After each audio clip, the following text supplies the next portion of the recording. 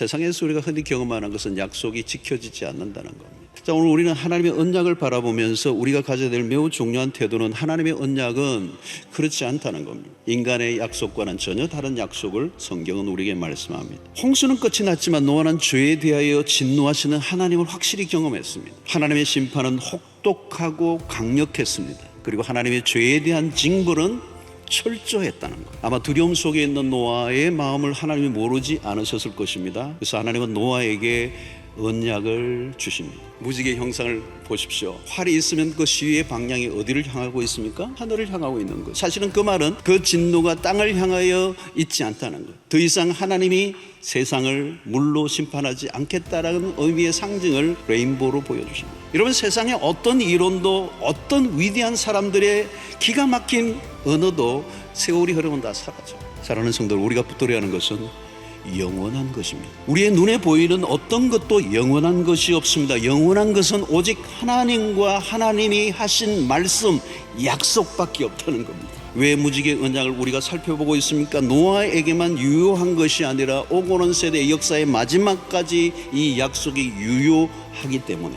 자, 그 다음에 여기서 매우 중요한 단어가 뭐냐면 내 언약이라는 표현을 쓰고 있다는 겁니다. 내 언약. 하나님이 당신의 언약을 강조하는 이유는 당신의 언약이기 때문에 당신이 책임을 지고 이루시고야 말 것이라는 거예요. 사실 여러분, 하나님은 이렇게 하지 않으셔도 되는데도 불구하고 우리와 언약을 맺으십니다. 왜 하나님이 우리와 그토록 강력하게 언약을 맺으시고 그 언약에 스스로 자기가 얽으면서 언약을 지킬 수밖에 없는 과정으로 몰아가시는가 설명이 안 되는 것입니다. 여러분, 세상에서 일어나는 일들은 대개 설명이 가능한 것입니다. 논리적이고 계산적으로 이해가 되는 것이죠. 딱딱 맞아떨어지는 세상에서 우리가 살아갑니다. 그런데 하나님이 왜 우리에게 이런 놀라운 언약을 베푸시는가? 설명의 한계를 느낍니다.